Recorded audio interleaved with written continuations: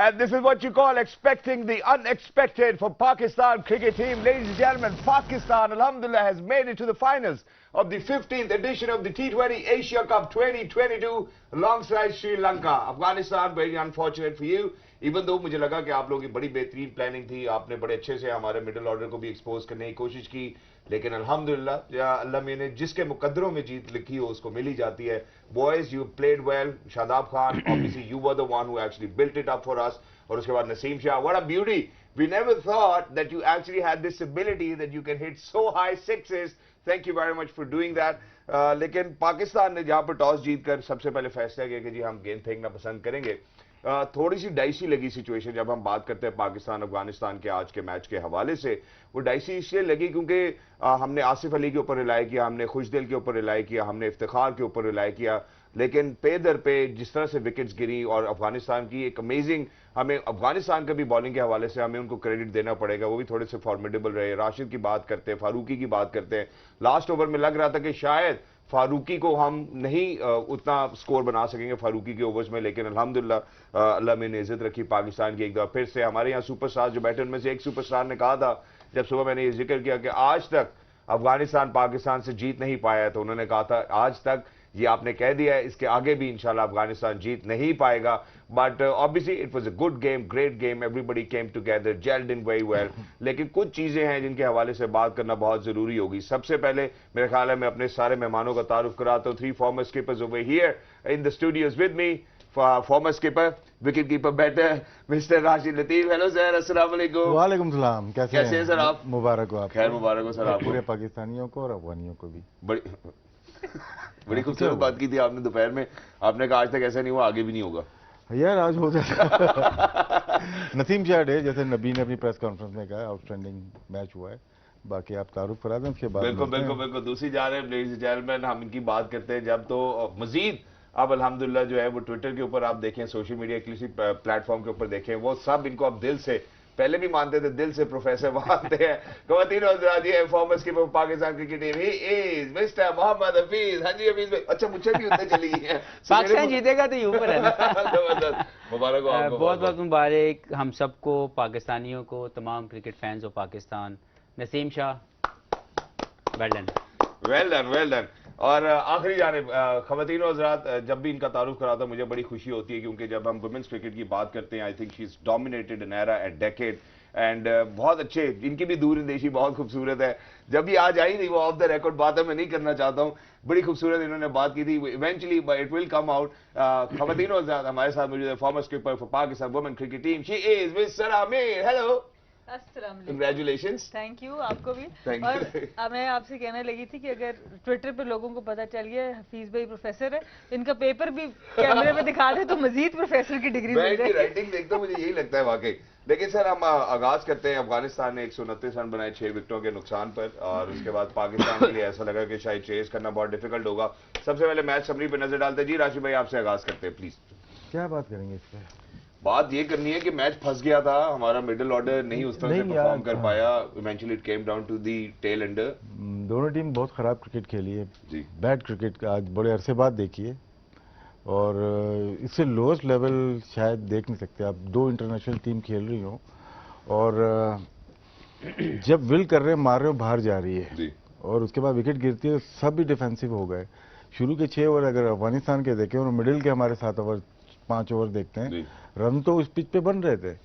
लेकिन क्या है कि मेरे ख्याल से अंडर प्रेशर बहुत ज्यादा आ गए. 129 पे 129 नहीं हुए, इसका मतलब है जी. ये तो फुल टॉस 2 गलत यॉर्कर आपने राउंड द स्टंप्स आके को यॉर्कर कर रहे हैं सामने से आके. ट्रू. तो लेकिन नसीम शाह के नर्व को क्रेडिट जाता है. जिस फुल टॉस हो या हाथ से फेंक के 2 छक्के इतने बड़े ओकेजन पे मारना, और टीम को फाइनल में, और फाइनल में 2 छक्के के साथ 2 टीमें गिराई उन्होंने, एक अफगानिस्तान और एक भारत को. तो क्रेडिट तो जाता है नसीम शाह और पूरी टीम को ही जाता है. एग्जैक्टली है जी. हम 2 छक्के भी दिखा रहे हैं. ये 2 छक्कों की बात हो रही है. इन्हीं 2 छक्कों की बात की है राशिद भाई ने.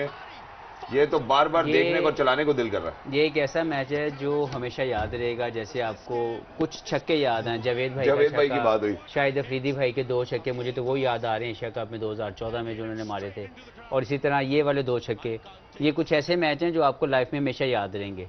तो नसीम शाह के लिए मैं बहुत खुश हूँ, बहुत ही शानदार परफॉर्मेंस और अंडर प्रेशर, जबकि लग रहा था कि हम लोग ये मैच शायद मैच हार जाएं।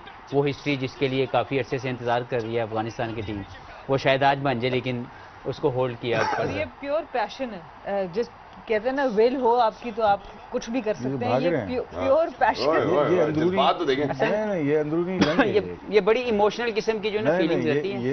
ये बॉर्डर की जंग है। जो दोनों आपस में रहते हैं ना, ये खेलते भी बचपन से साथ खेल रहे हैं लोग, एक दूसरे को बहुत क्लोजली जानते हैं। चाहे जमरोद में खेल रहे हो या तुर्कम बॉर्डर पे खेल रहे हो, ये सब कनेक्टेड है एक दूसरे से। लेकिन जब मैच हुआ और देखा आपने, जो लोग समझ रहे होंगे खुशदिल शाह क्यों भागा है, तो ये एक अंदरूनी एक मसला है जो कि शो किया आज नसीम ने भी। और ये हारना नहीं चाहते थे। ये जो दो बॉलर है ना उधर के, ये नहीं हार सकते थे मैच। और ये इनको बहुत बड़ी एक नेमत मिली है, पाकिस्तान जीता है। और नसीम शाह के उसके बाद आप सेलिब्रेशन देखें तो उधर के लोगों का। मैं एक और चीज कहना चाहता हूँ, चलो चूंकि हम छक्कों की बात करें, कुछ छक्के हम याद कराते हैं, कुछ आप याद कराते हैं। जावेद भाई का छक्का, फिर आसिफ अली के अफगानिस्तान के अगेंस्ट 4 छक्के, आज नसीम के 2 छक्के, और कोई छक्का आपने? शायद एशिया कप 2014। मैं एक छक्का और याद है, आसिफ मुश्तबा का छक्का ऑस्ट्रेलिया में। 17 रन चाहिए थे, टाई हुआ था। मुश्ताक अहमद ने एक चौका मारा था, आकिब ने एक चौका मारा, आखिरी बॉल पे 5-6 रन चाहिए थे शायद, वो टाई हो गया था। और सना आपकी तरफ से कोई छक्का आ रहा है? बस अभी तो सारे यही छक्के लग रहे हैं, तो ठीक है। हमारा मसला ये अनफॉर्चुनेटली वुमेन्स क्रिकेट आता नहीं है टीवी पे। एक नशरा सिंधु है हमारी लेफ्ट आर्म स्पिनर, तो ऐसी सिचुएशन थी साउथ अफ्रीका के अगेंस्ट, वनडे का मैच था, तो उसने भी एक बीमर टाइप बॉल कराई, तो उसने छक्का मार दिया छोटी बाउंड्री पे, जो कोई भी नहीं सोचा था, कोई पीछे और मैच टाई हो गया और सीरीज भी टाई हो गई। यानी कि कोई पीछे नहीं। अब मेरा ख्याल है जरा स्क्रूटनी करते हैं, थोड़ा सा जरा सर क्लोजली देखना पड़ेगा, क्योंकि अब अल्हम्दुलिल्लाह फाइनल में पहुंच गए। फाइनल से पहले हमारी एक फुल ड्रेस रिहर्सल भी होगी श्रीलंका के साथ, तो हमें जरा चीजों के ऊपर जरा विजडम के साथ काम करना पड़ेगा। अब जो कंडीशन थी, जो सिचुएशन थी, जहां पे आपने शुरू में आगाज में, मैं लिख लेता हूं इसीलिए, राशिद भाई ने कहा 180, फिर उसके बाद हफीज भाई ने कहा 140, सना ने कहा 160, तो ये 129 स्कोर जो बना, ये चेज करना भी मुश्किल हो गया हमारे लिए। हमें कहीं ना कहीं कुछ चेंजेस करने पड़ेंगे, फखर की बात करनी पड़ेगी। यार पिच वैसे भी ना आ नहीं रही थी, बॉल देखो नहीं नीचे सर नहीं आ रही थी तो विकेट बचा लेते ना, विकेट भी नहीं बच रही थी यार। अब इतना दिमाग काम नहीं कर रहा था। अच्छा बीच तक काम नहीं बहुत जो बॉल हुए, प्ले डाउन हुए ना, वो देखो नहीं आ रही थी बॉल। लेकिन क्या है, जो इस ऐसे मैचेस में, लो स्कोरिंग मैच में आप 6 ओवर में चांस लेते हैं, आपकी स्ट्रेटेजी चेंज करते हो। ठीक है, जिस तरह इनके 48 रन बने, उसके बाद ये स्ट्रगल ही करते रहे अफगानिस्तान के प्लेयर, और हमारे 35 रन शायद बने। तो जब आपको ऐसा हो कि लो स्कोरिंग है ना, तो शुरू में आप थोड़ा सा मेरे ख्याल से तगड़ा खेलना चाहिए, फिर गेम इजी हो। श्रीलंकन जैसे खेलते हैं, शुरू में मैच को इतना अपनी तरफ कर लेते हैं कि गिरते गिरते भी वो मैच जीत जाते हैं। लेकिन आज का मैच तो मैं सोच भी नहीं सकता था कि यहाँ तक जाएगा। जब शादाब बैटिंग कर रहे थे, फिर उसके बाद एकदम से विकेटें गिरना शुरू हुई और गिरती चली गई। लेकिन क्रेडिट अफगानिस्तान को भी देंगे, जिस तरह से उन्होंने नहीं हमें जिताया नहीं। वो आखिरी ओवर हम सब डिस्कस भी कर सकते हैं, राउंड द विकेट आके यॉर्कर नहीं बनती यहाँ पे। जो आसिफ अली की जो बॉल की थी यहाँ वहाँ से या यहाँ से करे, वो हमेशा राउंड द विकेट जब बॉल आ जाता है लेफ्ट आर्म, तो सामने से आ गया तो आपकी रेंज बढ़ जाती है। जब आप ओवर द विकेट आएगा तो आप जैसे खड़े हुए तो आप ब्लॉक हो सकते हो, बाउंसर आपको तो चांस लग सकता है। यॉर्कर पे चांसेस हैं, कल किए थे बुवी ने भी यॉर्कर किए थे, उसको एज लग गई है कुछ। मेरा नहीं ख्याल कि कोई यॉर्कर बनती थी। यॉर्कर पे फुल टॉस हुई ना, दोनों यॉर्कर फुल टॉस हुई। आप वसीम अकरम वकार यूनुस नहीं हो, ठीक है ना, याद करो जरा ये जो राशिद भाई ने जिस तरह कहा है ना, ये इसी तरह। राशिद भाई एक दफा दोबारा प्लीज, दोबारा ये बात इसी कन्विक्शन के साथ कि आप वसीम अकरम या वकार यूनुस फारूकी रहो, और ये बेहतर है, क्योंकि अगली दफा कभी कोशिश करना फिर दोबारा से यॉर्कर कराने की, तो नसीम शाह जो भी बल्लेबाज होगा सामने कोशिश करेंगे कि जितने छक्के मार सके हम मारेंगे। हफीज भाई आपकी तरफ बढ़ता हूँ। एक और चीज जो बहुत वाज़ेह है, अगर हम पाकिस्तान के 4 मैचेस की बात करते हैं, हमारा नंबर 4 जो स्पॉट है वो अभी तक फिक्स नहीं हुआ। पता नहीं है हमारी कौन सी स्ट्रैटेजी है। इंडिया के खिलाफ हमने पहले इफ्तिखार को 4 नंबर पे खिलाया, फिर हांगकांग के खिलाफ खुशदिल को खिलाया, फिर इंडिया के खिलाफ नवाज को खिलाया, आज इफ्तिखार को खिलाया। और इफ्तिखार की अगर हम बात करते हैं तो 33 गेंदों के ऊपर 30 रन T20 फॉर्मेट की हम बात करें, की हो रहा है सर? मैं सबसे पहले तो अफगानिस्तान को मुबारकबाद देना चाहता हूँ जिस तरह उन्होंने एशिया कप में अब तक खेला। उन्होंने बताया कि वो हकीकतन एक इमर्जिंग टीम है जो कि टॉप लेवल की टीम को रीच करने में थोड़ा सा पीछे हैं, थोड़ा सा इनका मजीद मेहनत होने वाली है और दे विल बी देयर। आप लोग जाने ही नहीं देते उनको आगे? नहीं, देखिए जो जहाँ पे क्रेडिट बनता है वहाँ पे देना चाहिए। I am so happy to watch Afghanistan as a team, जो पिछले 4-5 साल पहले उनके बारे में कोई नहीं सोचता था और 4-5 साल में उन्होंने इतना इमर्ज किया। तो उनके लिए बहुत सी जो है वो अपलॉड है, लेकिन with the same time they should learn. 4 games in a row they lost from Pakistan badly by making mistakes। ऐसे ही। और जिस मिस्टेक की उसके कप्तान ने नबी ने प्री मैच में पोस्ट टॉस के अंदर भी बात की, उन्होंने कहा कि हम वो मिस्टेक्स दोबारा नहीं दोहराना चाहते। उमर गुल ने भी बात की एज ए बॉलिंग कोच कि हम वो मिस्टेक नहीं दोहराना चाहते। आज फिर वही मिस्टेक एक क्रूशियल स्टेज के ऊपर, जो आपने मुझसे पहले ही पूछा था कि वो कौन सी मिस्टेक्स हैं, वो ये मिस्टेक्स हैं कि when the match is in your hand you give it away. तो ये एक लर्निंग प्रोसेस इनके लिए हो सकता है, लेकिन चेहरा बदल रहा है लेकिन काम वही किया जा रहा है। तो मुझे लगता है कि ये एक एरिया इंप्रूव होने वाला है, लेकिन पाकिस्तान को जितनी मुबारकबाद दीजिए उतनी कम। एक टीम स्पिरिट नजर आई मुझे। हार और जीत, low scoring high scoring will not make any difference, लेकिन जिस तरह टीम ने लड़ा एक्सक्यूज मी, जिस तरीके से उन्होंने एक दूसरे का साथ दिया, जो पैशन नजर आया जीतने के बाद, as a fan of cricket एक पाकिस्तानी होने के नाते बहुत मजा आया। हम इसको क्रिटिसाइज कर सकते हैं बहुत सी चीज़ों में, लेकिन जो चीज़ अच्छी है हम इसको क्रेडिट देना है। एक टीम बॉन्डिंग नजर आ रही है, एक ऐसी टीम नजर आ रही है जो हर हाल में जीतना चाह रही है, जो कोशिश कर रही है कि अगर किसी से गलती हो गई है या कोई अच्छा परफॉर्म नहीं कर सका तो मैं उसकी जगह स्टैंड अप परफॉर्मेंस दूंगा। तो ये शो करता है कि इस तरह के मैच जब आप जीतते हैं, आप एक स्टेटमेंट देते हैं कि हम रेडी हैं for to take any challenge. गलतियां हैं उसके ऊपर बाद में बात करते हैं, लेकिन सो फार मैं ये समझता हूँ कि एक टीम को जेल करने में, एक टीम की बॉन्डिंग बनाने में, एक टीम स्पिरिट शो करने में, ये वाला मैच ये आपको याद रहेगा कि नसीम शाह जैसा वो बैट्समैन 11वें नंबर का, जिसको हम सब लोग समझते हैं कि वो ये नहीं कर पाएगा, लेकिन बिलीव लेके वो गया, उसने अपने आप को अप्लाई किया और पाकिस्तान को वो मैच जितवा के दिया जो मुद्दतों याद रहेगा। बैट चेंज किया उसने जो भी किया, बट ये मुद्दतों याद रहने वाला मैच है। तो नसीम शाह के लिए बहुत बहुत मुबारकबाद। और मैं ये समझता हूँ कि एक्सक्यूज मी, इसमें जो क्रेडिट है वो नसीम शाह को जाता है। मेरा man of the match Naseem Shah है, क्योंकि 4 ओवर में उसने 19 रन देके एक आउट किया और साथ में वो मैच जितवाया उस सिचुएशन पे जहां पे बाकी तमाम लोग जा चुके थे। तो to me man of the match is Naseem Shah. बाकी तमाम लोग जा चुके थे। जी, आपके साथ इसी सवाल को आगे बढ़ाऊंगा कि हमारे 4 नंबर स्पॉट का इशू है। हम बड़े डिफरेंट कॉम्बिनेशंस ट्राई कर रहे हैं, हम किसके साथ आखिरकार स्टिक ऑन करेंगे जब हम फाइनल की बात करते हैं? देखिए, मेरे ख्याल से बड़ी सोच समझ के ये नंबर चेंज किया जा रहा है। ऐसे नहीं किया जा रहा कि बस बिला वजह चेंज किया जा रहा है। जिस वक्त ज़्यादा ओवर्स रहते हैं तो इफ्तिखार अहमद को भेजा जा रहा है, जब कम ओवर्स रहते हैं तो मैचअप्स के हिसाब से जो भी उस वक्त की बॉलिंग अटैक है उसके हिसाब से वो अपने प्लेयर्स को भेजा जा रहा है। तो मुझे उसमें कोई एतराज़ नहीं नज़र आ रहा, मुझे ठीक लग रहा है।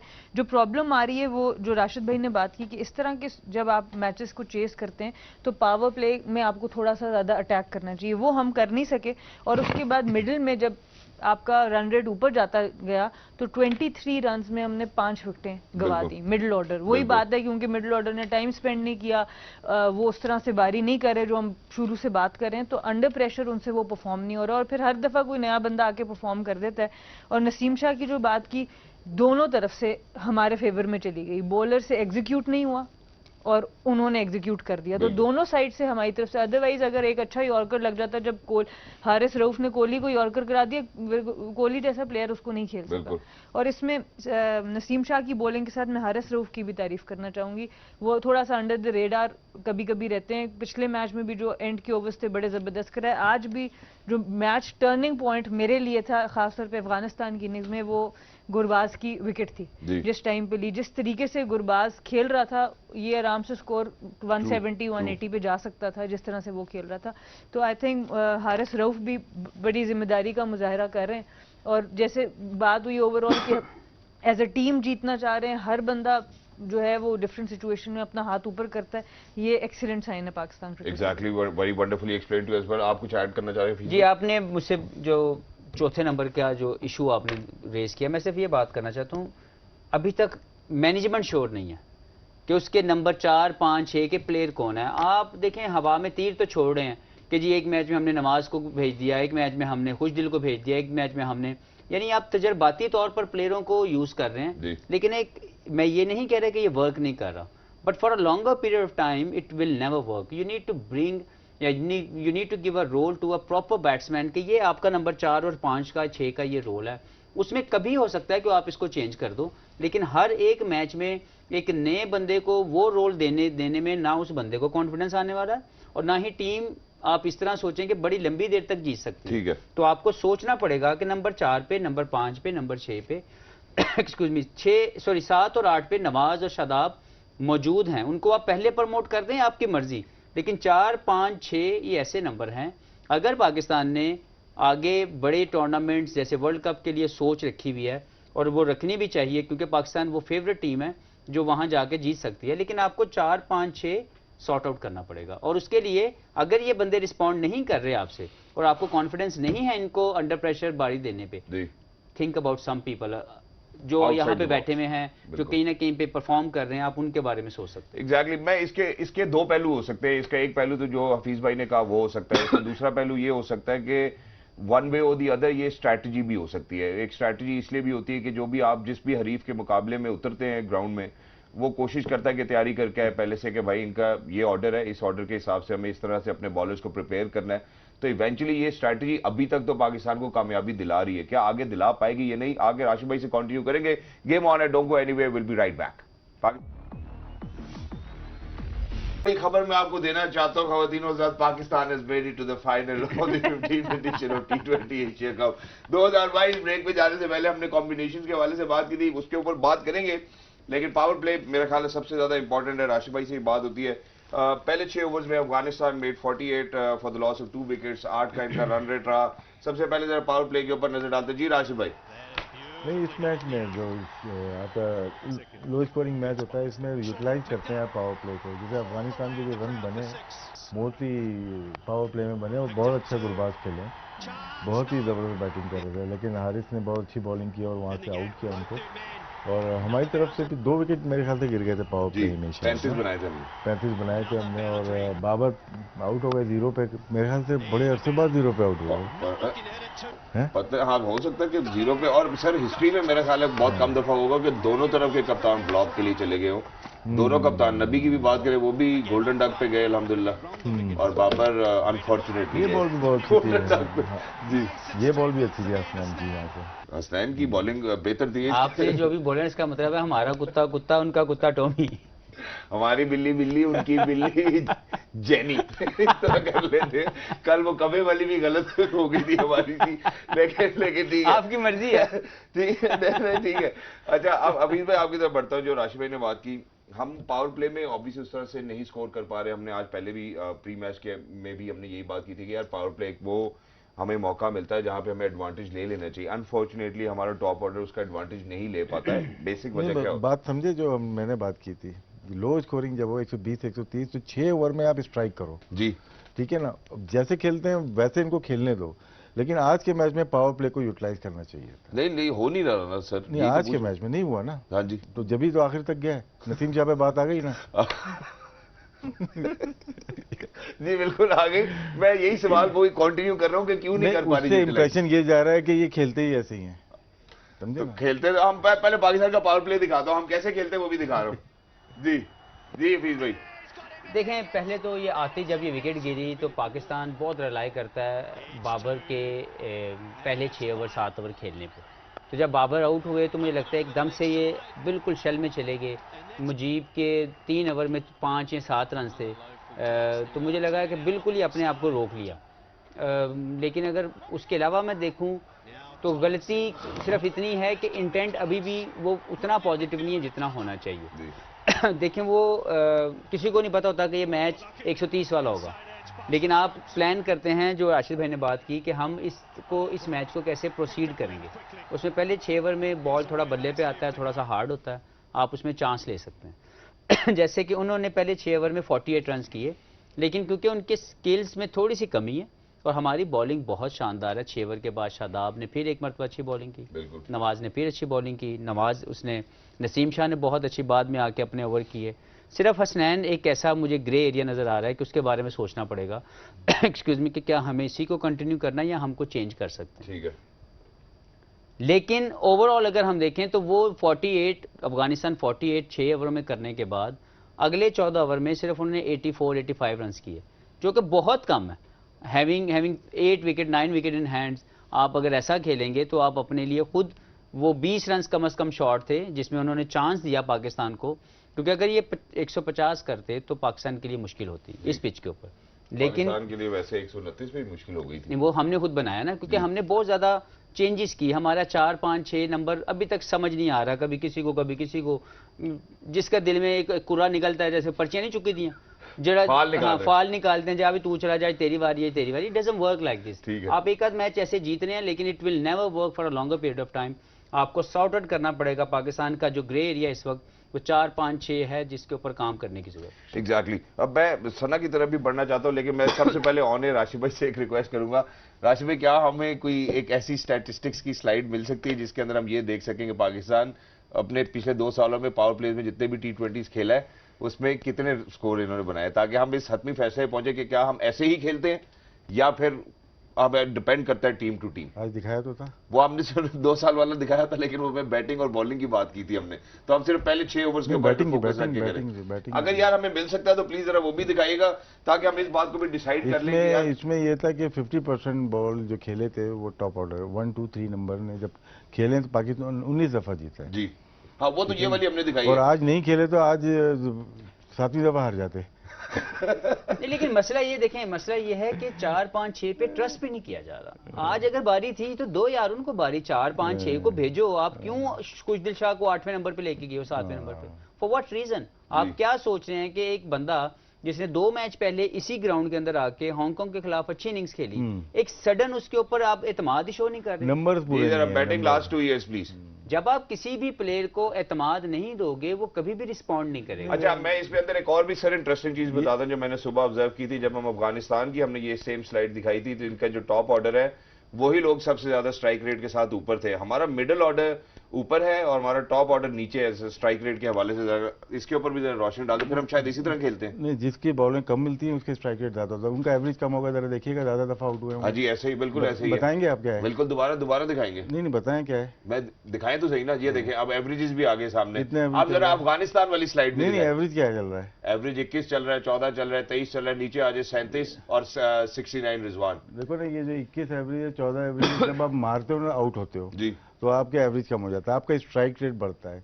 जितनी ज्यादा बॉल जो बैट्समैन खेलता है, चाहे विराट कोहली है, रोहित शर्मा है, KL राहुल या हमारे यहाँ जो प्लेयर्स हैं, 2 ओपनर्स हैं, जितनी ज्यादा बॉल खेलते हैं कम दफा आउट होते हैं और ज्यादा एवरेज होता है। लेकिन स्ट्राइक रेट उनका एक नॉर्मल सा होता है, 135 से 130 तक होता है। एवरेज इसलिए ज्यादा होता है कि वो आउट नहीं होते।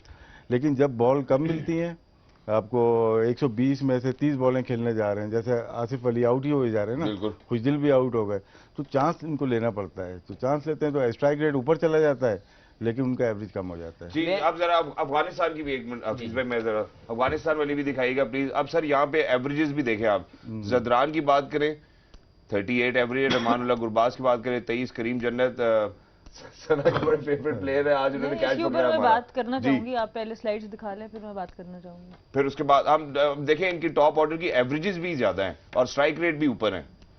तो ये मैं सिर्फ बात कर रहा था कि सुबह में भी मैंने ये बात ऑब्जर्व की थी। गुरबाज की 23 की है जी, 23 की ज्यादा है। नजीबुल्लाह जदरान की 38, तो उसको 5 नंबर पे भेजा हुआ है। गलत कर रहे हैं ना ये लोग यहाँ। बिल्कुल ऐसे ही है। तो ये जो बोल रहे थे कि हम गलतियां नहीं करेंगे, अभी ये नजीब ने भी बोला और उमर गुल ने भी कहा था, आपने सबसे बड़ी गलती यही की कि 13वें नंबर पे 13वें ओवर में आप नजीबुल्लाह को भेज रहे हो। बिल्कुल, उससे पहले करीम जन्नत जा रहे हैं और आपको एक और लेफ्ट हैंडर खिलाना चाहिए था। नबी आउट ऑफ फॉर्म है, वो 6 नंबर पे जा रहे हैं। तो यहाँ पे अगर राइट आर्म शादाब बॉलिंग कर रहे हैं, लेफ्ट आर्म नवाज कर रहे हैं, तो एक लेफ्ट हैंडर होना चाहिए था। बिल्कुल। तो गलती प्लेइंग 11 में ही कर दी इन्होंने, तो फिर दूसरों से क्या शुक्र है आपने मैच के बाद में बताया। 6 घंटे बाद आपने कहा था 6 घंटे रुक जाओ फिर उसके बाद बताते हैं। जी सर, आपकी तरफ बढ़ते हैं प्लीज। मैच से पहले यही बात, जब गलती की बात हुई थी तो मैंने यही कहा था जो करीम जन्नत की गलती हम फिर कर रहे हैं, हम इसको हंसी मजाक में तो टाल रहे हैं, पर अगर अफगानिस्तान की बात करें तो बहुत क्रूशल मैच जो हम बात करें कि क्रूशल मैच क्यों नहीं फिनिश हो रहे, क्योंकि आप अपनी बेस्ट 11 से अंदर जा ही नहीं रहे। अब करीम जन्नत जिस वक्त आए हैं 19 बॉलों पे 15 रन उन्होंने किया, आके सारा मोमेंटम तोड़ दिया।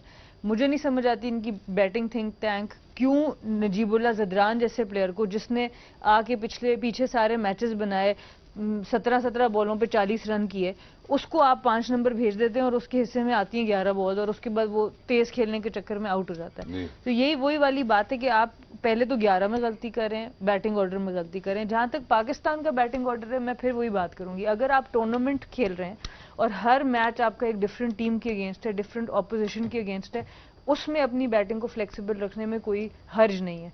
पर अगर आप कोई सीरीज खेल रहे हैं जहां 5 मैचेस एक ही टीम के साथ खेल रहे हैं, मोर और लेस उनके बॉलर्स सेम है, उनकी भी कॉम्बिनेशन सेम है, उसमें आप अपने जरा रिजिड किस्म का बैटिंग ऑर्डर रख सकते हैं। पर T20 क्रिकेट में थोड़ी सी फ्लेक्सिबिलिटी मुझे तो एटलीस्ट पसंद आ रही है। I think it's the modern way of thinking for the game, और अभी तक तो पाकिस्तान टीम के लिए काफी ज्यादा फायदा होगा। अफगानिस्तान के देखेंगे ना, ये मिडिल के ओवर बहुत स्लो जाते हैं। गुरबाज जब खेलते हैं तो लास्ट मैच में उन्होंने 7 से 15 ओवर बहुत ही तेज खेले थे, लेकिन जैसे पावर प्ले खेलते हैं 140 पे खेलते हैं स्ट्राइक रेट पे, उससे नीचे जब आते हैं ये 111 115 पे रहते हैं। लेकिन पाकिस्तान इंडिया 2 ऐसी टीम है जो मिडिल ओवर में बहुत अच्छा खेलती हैं, 135 से 140 मिडिल ओवर में अच्छा खेलती हैं।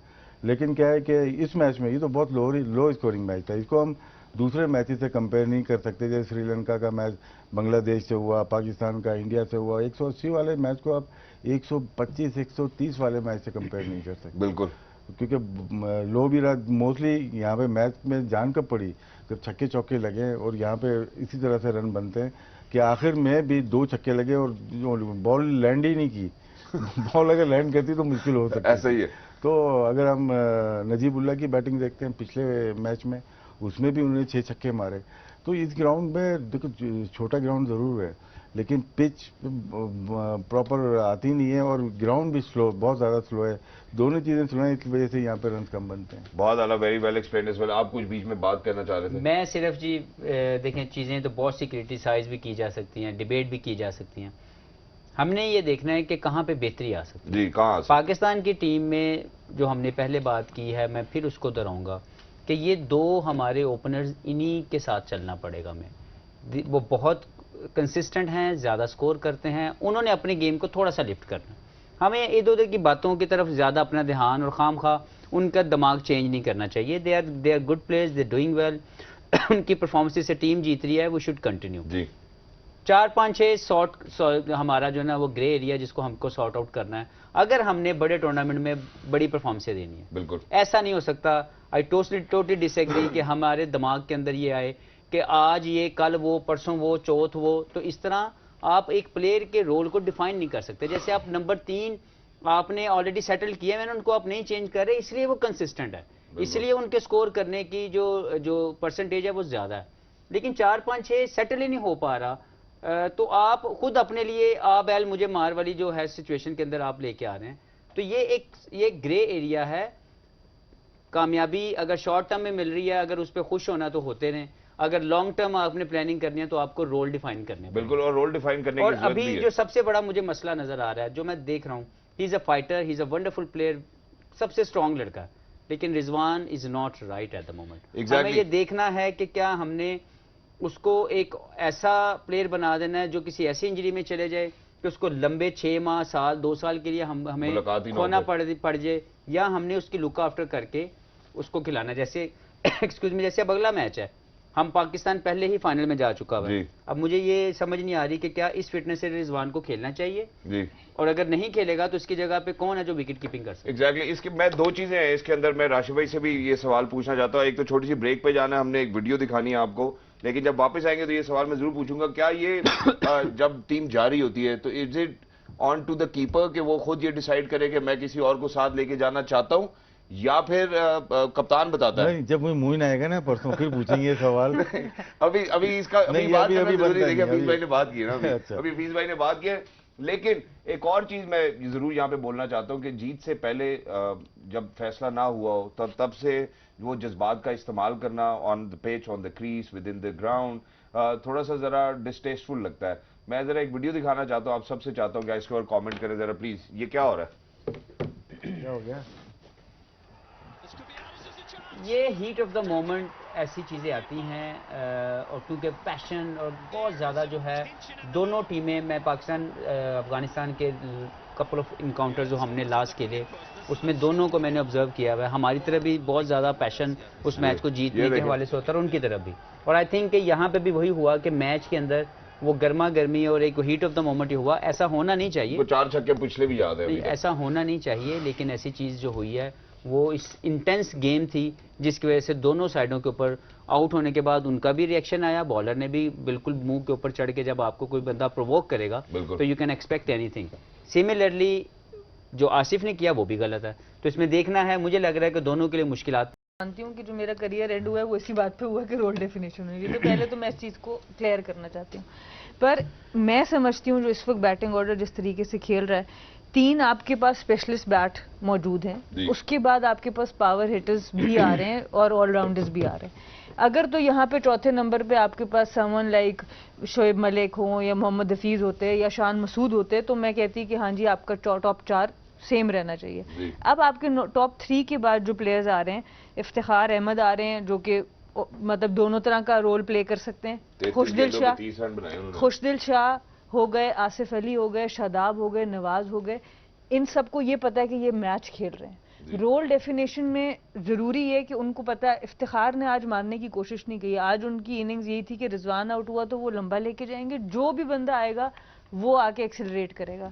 वो हमने देखा शादाब ने भी बहुत सक्सेसफुली किया, हमने देखा नवाज ने भी बहुत सक्सेसफुली किया, खुशदिल ने भी किया। So everyone had a very clear job description, role definition उनको पता थी और उन्होंने एग्जीक्यूट किया। सो इन 3-4 लोगों का ये जो आपका मिडिल ऑर्डर, इनका रोल ही यही है। आपका टॉप ऑर्डर बन ही इस तरीके से रहा। तो मुझे ये चीज़ समझ आ रही है ज़ाती तौर पर।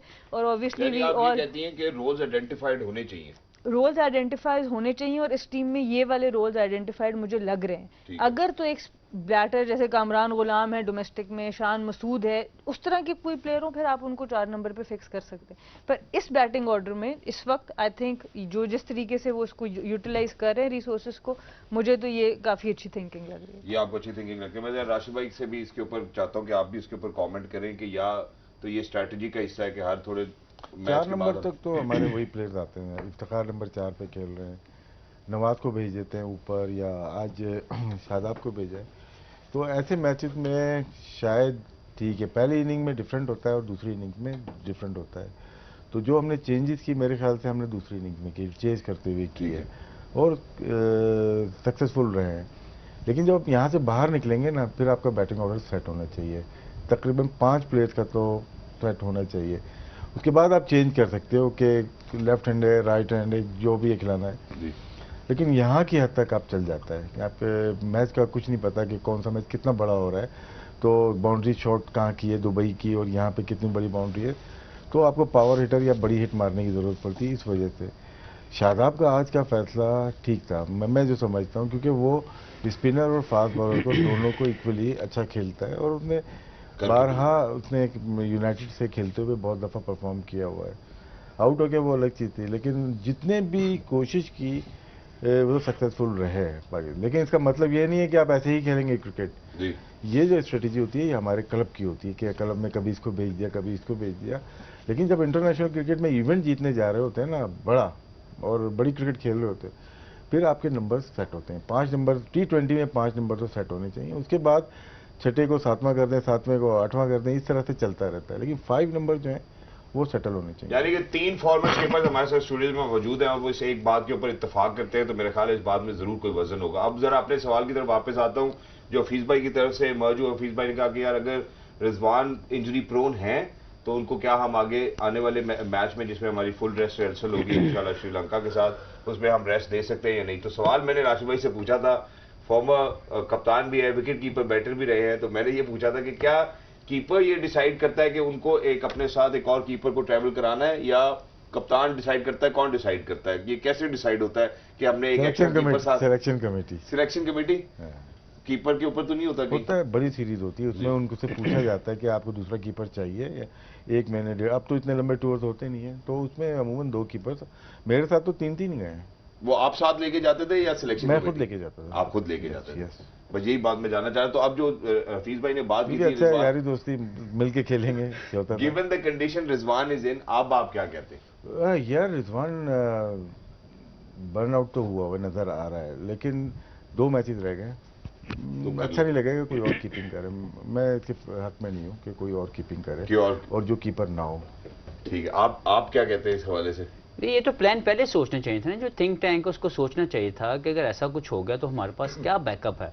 अब इस वक्त जो रिजवान नज़र आ रहा है, मुझे डर है कि वो ना हो कि उसकी ये इंजरी इतनी एग्रीवेट कर जाए, इतनी हद तक वो ख़राब हो जाए कि ना उसके रीहैब करने में भी उसको कई वीक लग जाए। बिल्कुल। तो ये एक इशू कंसर्न है मेरे दिमाग में कि अगर रिजवान ने फाइनल खेलना है और हम फाइनल में पहुंच चुके हैं तो अगला मैच उसको नहीं खिलाना चाहिए। उसको 2-3 दिन 4 दिन का अगर रेस्ट मिल सकता है उसकी बॉडी को, उसके उस नी के इशू को, उसकी ट्रीटमेंट लेके रिलैक्स करके जो भी उसकी चीज़ें आप रिकवरी के लिए कर सकते हैं ताकि वो फाइनल खेल लें, और फिर ज़रूर डिसाइड करें कि रिजवान को इस हालत में अगर आप खिलाते जाएंगे तो आप एक बहुत बड़ी ज़्यादती करेंगे उस प्लेयर के साथ भी और पाकिस्तान के सिस्टम के साथ। बिल्कुल नहीं, इसके लिए लेकिन रिजवान को नहीं कोई कंसर्न शो करना चाहिए? जैसे बड़ा अफसोस होता है उनको देख के, आइस पैक लेके बैठे हुए बेचारे। और नहीं देखें, कमिटमेंट शो करना और इन सारी चीज़ों के बावजूद क्रिकेट खेलना टीम के लिए बहुत अच्छी बात है, लेकिन सोचना ये है कि क्या हम अपने प्लेयर को एक ऐसे जोन में ले जाएंगे जहाँ पे वो कई महीनों के लिए इंजर्ड हो जाए, या हमने उसकी राइट टाइम पे उसको वापस ला के उसका रीहैब करवाना है ताकि वो फुली फिट खेले। डिसाइड तो थिंक टैंक ने करना ना, वो को वाटर टैंक तो है नहीं जो बैठे हैं, वो थिंक टैंक है। उन्होंने सोचना है कि यार हमने करना क्या है, टीम के बाकी प्लेयर जो यहाँ पे बैठे हुए हैं वो भी इसी मौके का इंतजार कर रहे हैं। कोई बुरा प्लेयर नहीं है, आप उसको मौका देंगे तो वो प्लेयर बनेगा ना। अब वाटर टैंक इसलिए कह रहे हैं कि ज्यादातर वाटर टैंक कराची में खाली होते हैं, क्या वजह क्या है? आपने वाटर टैंक ही थिंक टैंक को नहीं, मैं तो बात करूँ ना कि वो थिंक टैंक है, उन्होंने सोचना है, इसीलिए उनको ये जॉब दी गई है। उनकी जॉब के अंदर ही उनकी रोल है कि उन्होंने सोचना है कि टीम को कहाँ लेके जाना है, किस तरीके से तमाम बेस्ट यूटिलाइजेशन करनी है प्लेयर की। तो अगर आपके पास अगर आप एक ही प्लेयर को खिलाते जाओगे तो ये भी ठीक नहीं है कि वो भी बर्न आउट हो जाए और जो उसके पीछे वाले जो इंतजार कर रहे हैं वो इंतजार में बुढ़े हो जाएं। बिल्कुल। तो आपको देखना है कि आपको किस तरीके से मैनेज करना है। Right balance. मैं सना की तरफ भी बढ़ना चाहता हूँ। सना, एक तो मैं ये चाहता हूँ इस हवाले से भी आप जरूर हमें बताएं, और जो अफगानिस्तान ने आज 2 चेंजेस किए थे, आपको लगता है कि वो चेंजेस ना होते तो शायद the game would have been different? देखिए, आई थिंक पहली तो बात है, ये पहले दिन से मेरा कंसर्न है, जब से स्क्वाड्स आए थे उसी वक्त से मैं ये बात की थी कि सिर्फ पाकिस्तान एक ऐसी टीम है जिसके पास 1 विकेट कीपर है, बाकी टीम्स के पास 4-4 विकेट कीपर्स भी हैं कुछ टीम्स के अंदर। तो ये एक बहुत ही अजीब सी चीज़ मुझे नज़र आई, ख़ास तौर पे ये जानते हुए कि आपके जो कीपर हैं वो 20 ओवर्स ऑलमोस्ट बैटिंग भी करने की सलाहियत रखते हैं और करते भी हैं। तो इस वक्त किसी और कीपर को ना ट्रैवल कराना ये मेरी समझ से बाहर है। और फिर इतने इंपॉर्टेंट टूर्नामेंट्स आ रहे हैं, अगर आप इस तरह का कोई एक्सपोजर उस सेकंड विकेट कीपर को नहीं दे रहे तो फिर एकदम से उस बड़े इवेंट में भी उसके लिए भी प्रॉब्लम होगी। तो ये कंसर्न तो शुरू से है। जहाँ तक चेंजेस की बात है, आई थिंक जो उनके बॉलर थे फरीद अहमद, वो बड़ी अच्छी चेंज थी, बहुत अच्छी उन्होंने बॉलिंग कराई। और अजमतुल्लाह जो हैं उनकी बॉलिंग बस ठीक रही। आई थिंक उन्होंने अभी फिर एक ही ओवर के लिए यूज़ होते हैं, पहले मैच में भी एक ही ओवर के लिए यूज़ हुए, बीच के भी मैचेस में 1 ओवर के लिए यूज़ हुए। लेकिन मैं फिर यही बात करूंगी कि करीम जन्नत के जो ऑप्शन है उनके पास कोई ना कोई और बेहतर ऑलराउंडर या स्पिनर, इवन कोई भी इससे बेहतर अपॉर्चुनिटी होती है, उससे बैटिंग ऑर्डर भी इनका बेहतर हो सकता था। जैसे राशिद भाई ने बात की लेफ्ट हैंड बैटर, उसको खिला लेते। ये यहाँ पे जो 19 बॉल 15 रन है, ये 19 बॉलों पे अगर 25 रन होते या 30 रन होते तो मैच का या डिफरेंट हो सकता है, या फिर आप सीधा इवन नजीब को ऊपर भेज देते तो शायद वो इन 30 बॉलों को बहुत डिफरेंटली यूज करते जो उन्होंने की है। तो आई थिंक ये गलती हुई है। विकेट कीपर की आपने बात की, एशिया कप में नहीं ले गए, ठीक है ना, गलती तो हुई है, लेकिन इससे पहले इन्होंने ट्राई किया है। हारिस को अगेंस्ट वेस्ट इंडीज एक खेले और हॉलैंड में भी खेले, सरफराज भी खेले, एक मैच खेले, आजम को भी टीम में रखा था। तो ट्राई कर रहे हैं, लेकिन एक आध फॉर्मेट में जैसे दूसरे ममालिक करते हैं, इंडिया और इंग्लैंड ज़्यादातर करते हैं और ऑस्ट्रेलिया भी कर रहा है कि कुछ एक आध सीरीज एलेक्स कैरी छोड़ देते हैं तो दूसरा विकेट कीपर आके कीपिंग कर रहा होता है। इसी तरह इंग्लैंड में भी टेस्ट मैचेस में बटलर कर रहा था, वो हट गए क्योंकि अब मेन स्ट्रीम में आ गए, कैप्टन हो गए। इसी तरह इंडिया में कभी ईशान किशन आ जाते हैं, तो कभी ऋषभ पंत होते हैं और कभी दिनेश कार्तिक होते हैं। तो आप ट्राई ज़रूर कर सकते हो, कभी कीपिंग कराएं कभी बैटिंग कराएं।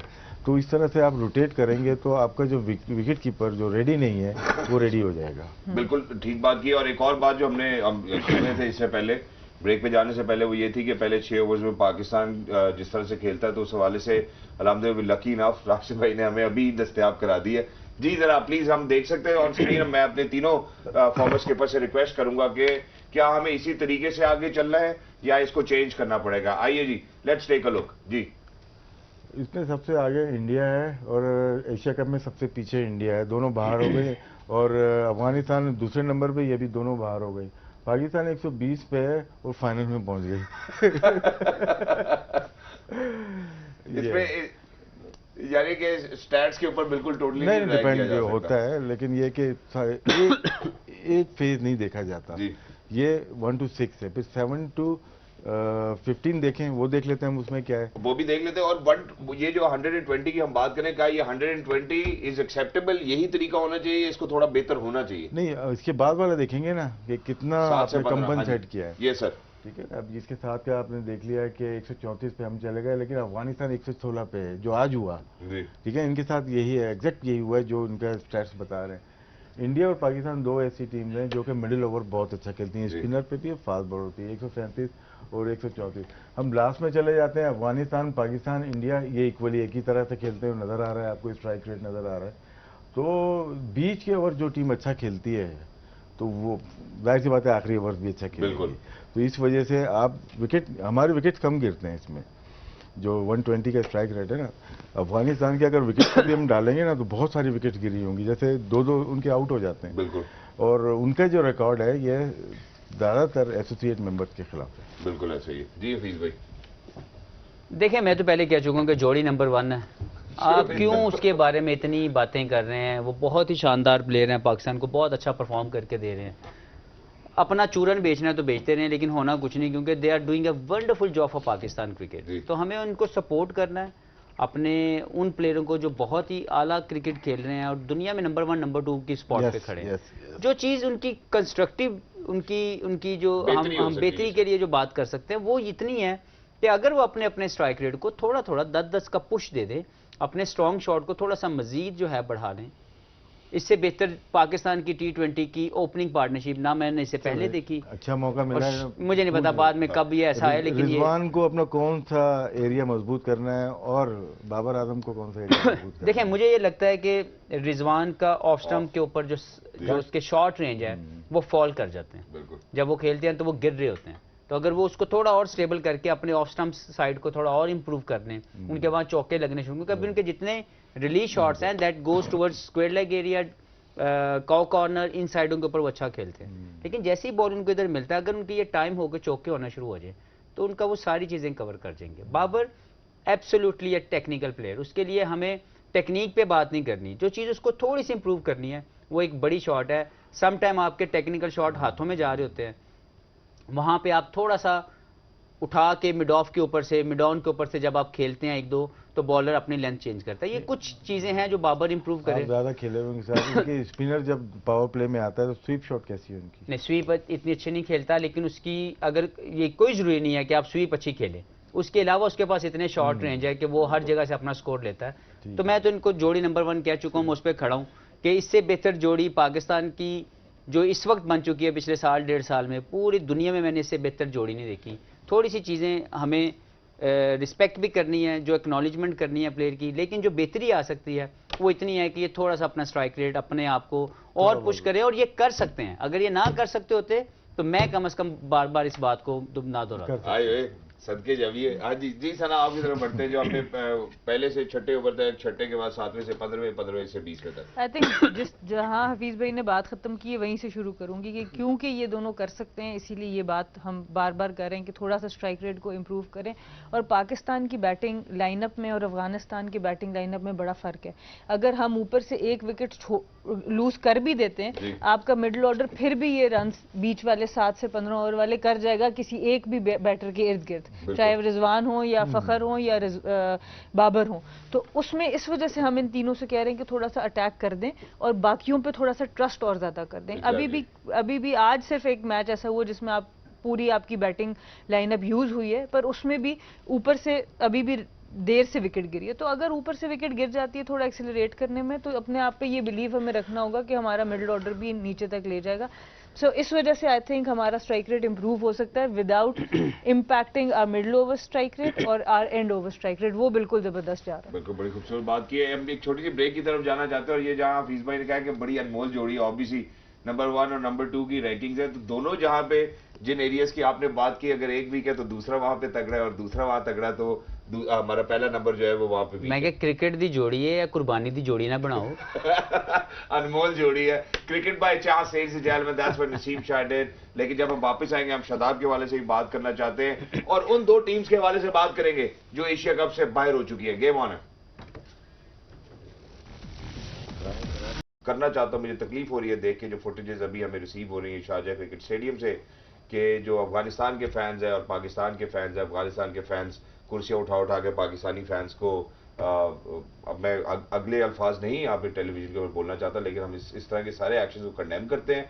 और बल्कि जो खबर और भी मजीद सुनने में आ रही है वो ये आ रही है कि शायद वहाँ की गवर्नमेंट जितने भी लोग जो इस तरह की हरकतों में मुलविस हैं उनको वापस उनके मुल्कों में भेज रही है कि भाई आपका बहुत शुक्रिया, दोबारा शारजाह आपने चक्कर नहीं लगाना, तो प्लीज अब जाके, ये मैं अफगानियों के लिए एक पैगाम भी है यार, ये एक स्पोर्ट है, अगर आप इस स्पोर्ट्स में तरक्की करना चाहते हैं तो जरूरी है कि हम थोड़े से डिकोरम के साथ आएं, जिस तरह स्पोर्ट्समैन स्पिरिट होता है उसको अलाइव रखें, और आपको अपनी नेशन को समझाना पड़ेगा, थोड़ी सी उनकी तरबियत करनी पड़ेगी कि this is how we are going to groom each other. आपकी टीम बहुत अच्छा परफॉर्म कर रही है, आने वाले वक्त में हम उनके लिए दुआ करते हैं कि वो और अच्छा परफॉर्म कर सके, लेकिन अपने अगेंस्ट नहीं, बाकी और जिस मर्जी मुल्क के अगेंस्ट आप जैसा मर्जी खेलें, लेकिन ये कोई तरीका नहीं है। उनके फैंस के लिए भी ये मैसेज है, हम उनको कंडेम करते हैं और वो डिपोर्ट कर रहे हैं, और अभी से ये फैसला आ चुका है कि अथॉरिटी उनको डिपोर्ट कर रहे हैं, लेकिन कल इनफैक्ट आज ही थोड़ी सी बात करूंगा इसके ऊपर, क्योंकि चौथा मैच हो गया ये अफगान और पाकिस्तान का। ये हफीज तो 2 मैच में शायद 3 मैचेस में थे भी, लेकिन मेरा अपना एक्सपीरियंस या कुछ और लोगों का जो अफगानिस्तान गए हैं,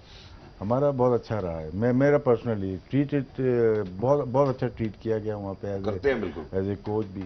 लेकिन ये इंसिडेंट देख के बड़ा अफसोस होता है, एक तरफ से या दोनों तरफ से, मतलब ये चीज़ें नहीं होनी चाहिए। ये अच्छी चीज़ हुई कि वो जो पहला इंसिडेंट था आसिफ का और शायद फरीद थे, उनका जो टकराव था वो रुक गया, वरना वो नहीं होना चाहिए। वो दोनों मेरे ख्याल से शाहिद अफरीदी ने एक दफ़ा बैट दिखाया था 2007 में, 4 मैचेस की पाबंदी लगा, तो इसमें मैच रेफरी हो या एसीसी हो, 4-5 मैच अगर लग सकते हैं बिल्कुल लगानी। बिल्कुल। और राशिद भाई, इसमें खाली बैट ही नहीं दिखाया, कोलिजन भी हुई है। जब आप फिजिकल हो जाते हैं तो उसके ऊपर एक्स्ट्रा पेनल्टी लगती है। तो बिल्कुल मैं भी एग्री करती हूँ, ये दोनों तरफ से हुआ है। अगर किसी बॉलर ने गुस्से में कोई बात कह दी है, हमारी तरफ से भी वहाँ पे थोड़ी गलती हुई है, तो इस चीज़ को स्पोर्ट्स की फील्ड में हम सबको दोनों तरफ को एहतियात करनी चाहिए। बिल्कुल दोनों तरफ से। भाई आप कुछ कहना चाहते हैं इस मौके के हवाले से? नहीं जी, अफसोसनाक जो हमने देखा और जो आपने बात की वही बात है कि एज ए फ़ैन हमें स्पोर्ट्समैन स्पिरिट को अपने दिल में रखना चाहिए। जब हम किसी भी स्पोर्ट को सपोर्ट करने जाते हैं, उसको देखने जाते हैं, उसके फ़ैन होते हैं, तो हार और जीत को ग्रेसफुली एक्सेप्ट करना चाहिए। मैं उम्मीद करता हूँ कि ऐसा दोबारा सीन या कोई दोबारा से कोई ऐसी चीज़ हमें नज़र ना आए। और ये बड़ी खूबसूरत खेल है, इसके साथ हमारी बड़ी मोहब्बत है और हम सब लोग इससे प्यार करते हैं, तो हम नहीं चाहते कि कोई ऐसा इंसिडेंट हो जिसके साथ इसकी नेगेटिविटी जो है वो कहीं पे जाए। Exactly. Thank you very much जी, आप सबका बहुत बहुत शुक्रिया हमारा साथ देने के लिए। आज इंशाल्लाह दोबारा शाम को 5 बजे मुलाकात होगी, जहाँ पे इंडिया और अफगानिस्तान दोनों टीमें जो कि एशिया कप से बाहर हो चुकी है वो आमने सामने होंगी। लेकिन मैं जाने से पहले एक बात, ये जो हमने भी बात की जिस इंसिडेंट की, एक बात करना चाहता हूँ कि अगर आप क्रिकेट की हिस्ट्री में जाएं पहले, तो ये इस तरह के बैरियर्स और बार्स नहीं लगे होते थे कभी भी स्टेडियम्स के अंदर। Cricket has always been a gentleman's game. लोग आते थे, आराम से बैठते थे, देखते थे और घरों को जाते थे। इस तरह का झगड़ा कभी नहीं किया जाता था। ये सिर्फ ये जो हमारे जितने भी क्रिकेटिंग फैंस हैं, जितने भी लोग हैं जो क्रिकेट से मोहब्बत करते हैं, अगर आप मोहब्बत करते हैं तो मोहब्बत जो है ना वो नेक नियति में है, वो मोहब्बत झगड़े में नहीं है। प्लीज इस बात को याद रखिएगा, जिंदगी में नेक नियति इंशाल्लाह आपके काम आएगी। अल्लाह हम सब का हामी और नासिर हो। अल्लाह हाफिज। गेम ऑन है।